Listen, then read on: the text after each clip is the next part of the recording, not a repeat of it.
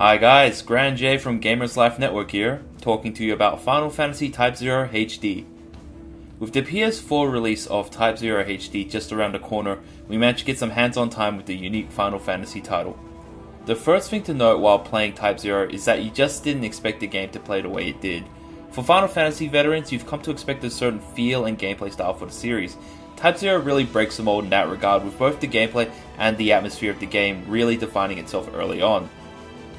Final Fantasy Type-0 revolves around you taking control of 14 specially trained warriors and fighting in the War of Orients, a magical medieval steampunk world.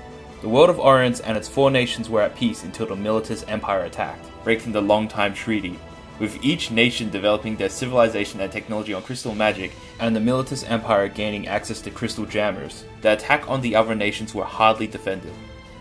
So in comes Class 0, a team of 14 specially trained high school age warriors who are able to fight back even under crystal jammers.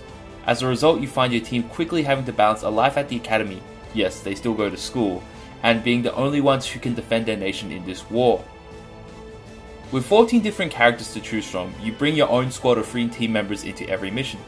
To the game's credit, each character feels and plays very differently, with different weapon types, magic and skills available to them all. The game takes a fast-paced action RPG approach that has you battling enemies in real time, controlling one character at a time with your other 2 teammates fighting alongside you with AI, with you able to switch to any of the 2 characters during battle. The gameplay is both challenging and rewarding, with each player having their own feel and strengths.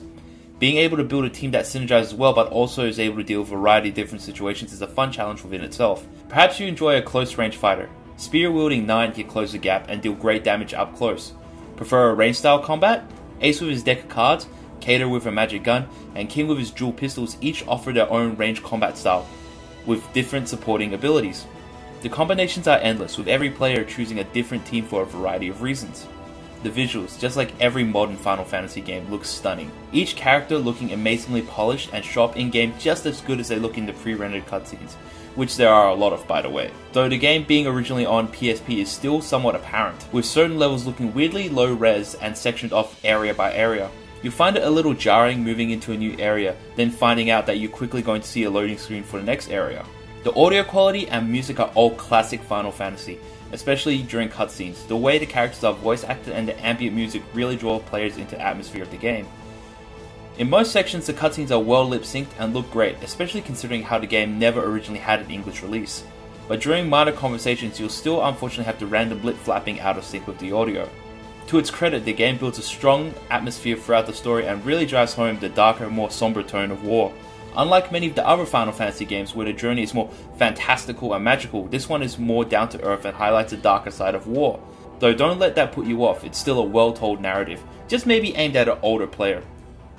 Type-0, however, still suffers from some issues, the camera being the main one. With combat sections playing out very quickly and characters all being complex, players are already so focused on the game. Having to deal with unoptimized cameras moving behind obstacles is just another challenge added on top. This is especially annoying and apparent when fighting enemies in smaller areas and more intricate level designs. The game's mechanics and pacing are also a little off-putting.